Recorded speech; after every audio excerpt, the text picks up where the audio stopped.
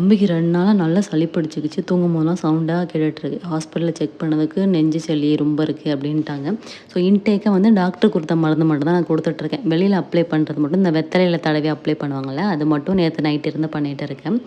வீட்ல ஆட்டுன சுத்தமான தேங்காய் எண்ணெய் அத ஒரு கரண்டியில எடுத்துட்டு லைட்டா மட்டும் ஹீட் பண்ணிக்கோங்க. பச்சை கற்பூரம் கடையில கிடைக்கும். நம்ம வீட்ல யூஸ் பண்றதுல இது வேற. அது கடையில கேட்டிங்கன்னா கிடைக்கும். அத கொஞ்சமா அந்த எண்ணெயில போட்டு கரைஞ்சதுக்கப்புறம் ஒரு நல்லெண்ணெய் விளக்கு எடுத்து வெத்தலையில எண்ணெய வந்து தடவிட்டு, எண்ணெய் தடவுனதுக்கு பின்பக்கமா காட்டி விளக்குல ஹீட் பண்ணணும்.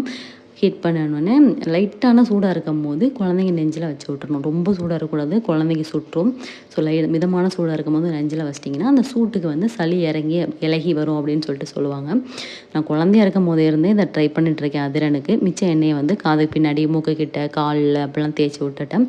நீங்களும் இத ஃபாலோ பண்ணணும்னு நான் சொல்லல. நான் ஃபாலோ பண்றத உங்க கூட ஷேர் பண்ணியிருக்கேன். வேகமா அதிரனுக்கு சரியாகணும்.